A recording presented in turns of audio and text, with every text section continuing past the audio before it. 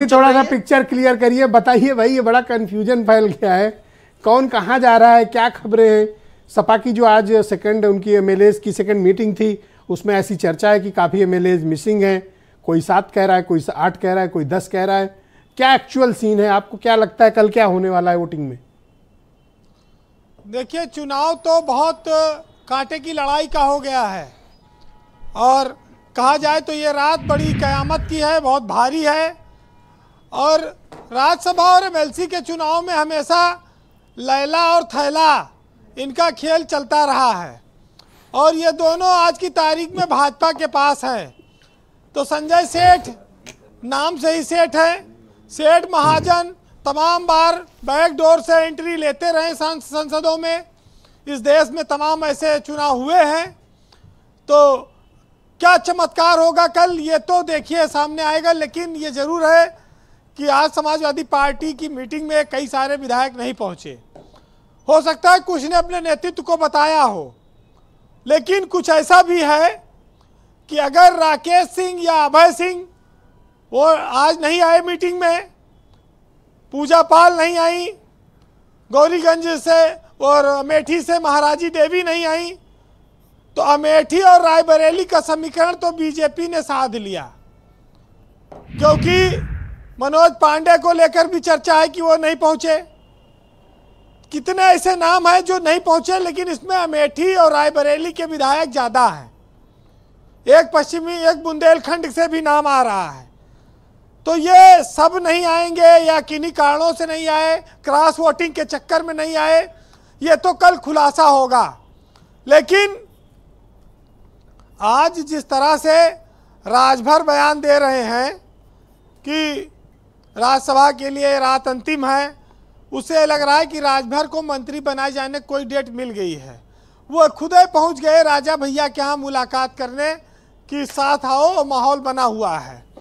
तो उन्होंने भी दे दिया कि भाई देखिए, मैंने कहा कि पूंजीपतियों का, उद्योगपतियों का, थैली शाहों का इस तरह के चुनाव में बड़ा उपयोग होता रहा है। तो रेट की बात जब आती है तो एक बार महाराष्ट्र विधानसभा परिसर में एक नारा लगा दिया विधायकों ने कि 50 खोखे एकदम ओके। यहां पर शायद उतना ना हो, छोटा नारा हो, 5 खोखे एकदम ओके। लेकिन पता नहीं इस पर बात बनेगी कि नहीं बनेगी। अरे कौन 5 पूछ रहा है, यहाँ इतना नहीं मिलेगा। अब बड़ी बात यह है कि कांग्रेस के एक विधायक हैं फरेंदा से, वीरेंद्र चौधरी, कहीं वो ना पवित्र हो जाए आखिरी वक्त में, ये भी इनको बचाए रखना है। बहुत सारी चीजें ऐसी हैं जो आज आशंका पैदा कर रही हैं कि बीजेपी के पास इस समय ताकत है, उनके पास देने की भी स्थिति है और उनको लोकसभा चुनाव में भी वो एडजस्टमेंट की बात भी कर सकते हैं। आगे आने वाले विधान परिषद के चुनाव में अगर कोई सदस्यता जाएगी तो वादा कर सकते हैं। तो आपको क्या लगता है समाजवादी पार्टी के 6, 7, 8 कितने एमएलए क्रॉस वोट कर सकते हैं? और अगर क्रॉस वोट करेंगे, व्हिप लागू है, क्या सदस्यता पर खतरा होगा अथवा नहीं होगा? देखिए, व्हिप बहुत कड़ाई से लागू होता है राज्यसभा के चुनाव में। इसमें अध्यक्ष बहुत दिन तक बचा नहीं पाएंगे, मैक्सिमम 6 महीने में सदस्यता चली जाएगी अगर कोई क्रॉस वोटिंग करेगा। लेकिन 5 वोट से कम पे बीजेपी शायद मानेगी नहीं। वो लगी है जुगाड़ में कि समाजवादी पार्टी के 5 वोट तोड़े जाएं। अब बीजेपी ही खाली तोड़ेगी कि सपा भी बीजेपी में तोड़ेगी, या सपा भी बीजेपी के सहयोगी दलों में कुछ तोड़ेगी, और कितने पे तोड़ेगी?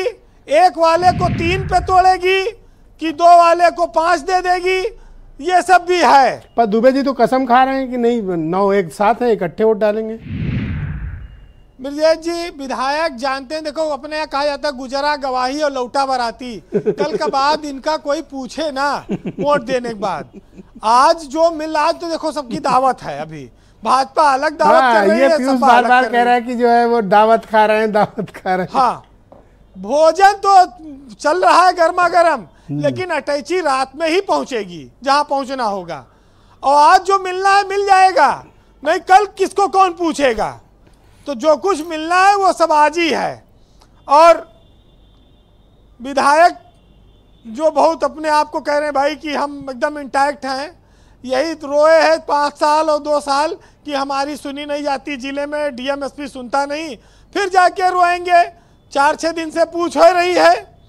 तो ये तो हमेशा की रीत रही है, लेकिन आज से नहीं सदियों से ये बात चली आई है कि वफादार सिर्फ जानवर रहा है, जो बेजुबान है वो वफादार रह सकता है। पल पल रंग बदलने वाला इंसान कभी वफादार नहीं हो सकता। तो ये विधायक हो, सांसद हो या और नेता हो, ये तो हमेशा से पाला बदल सकते हैं, कभी भी बदल सकते हैं, किन्हीं दबाव में, परिस्थिति में, लालच में, प्रलोभन में ये बदलाव कर सकते हैं। मुझे बताओ कि समाजवादी पार्टी अपने एमएलए को इंटैक्ट रखने में नाकाम है, ये बात है, या फिर बीजेपी का प्रभाव ऐसा है कि सर्टेन कुछ खास एमएलए को वो तोड़ लाई, वो टूटने को बेचैन रहे होंगे, तभी तो वो आ रहे होंगे ना, वो खुद टूटना चाह रहे होंगे। अगर ये टूट ना होती तो ये धोखेबाजी और विश्वासघात शब्द काहे किताबों में लिखा जाता, इसकी उपयोगिता ही ना रहती। आज फिर इस पर बात हो रही है। देखिए, टूटने के बहुत सारे कारण होते हैं। किसी को अपना व्यापार बचाना है, किसी को आगे टिकट पक्का हो जाएगा, किसी को मंत्री पद का आश्वासन मिल जाएगा, किसी को छापा और रेड से बचना है। तो बहुत सारी चीजें होती हैं। तमाम कहानियां अतीत में रही हैं सियासत में। आज के दौर में कोई नेता ऐसा नहीं है जो बिना सत्ता के रहना चाहे। विपक्ष की राजनीति बहुत कठिन हो गई है, आंदोलन के दौर समाप्त हो चुके हैं, कोई जेल नहीं जाना चाहता, तो फिर क्या करेगा आदमी? तो यही सब तो रहेगा जी। वैसे कहा गया है कि पहले कहा जाता था कि इतिहासों के कालखंड में जो चुप पाए जाएंगे, द्रौपदी के चीर हरण में जो चुप पाए जाएंगे, इतिहासों के कालखंड में सब कायर कहलाएंगे। लेकिन अब इन सब चीजों की किसी को परवाह नहीं है। चाहे कायर कहो, चाहे दल बदलू कहो, कोई फर्क नहीं पड़ता है। लेकिन आज का जो जमाना है उसमें इतना जरूर है कि जब दोस्त शामिल हो जाए दुश्मन की चाल में तो शेर भी फंस जाता है मकड़ी के जाल में।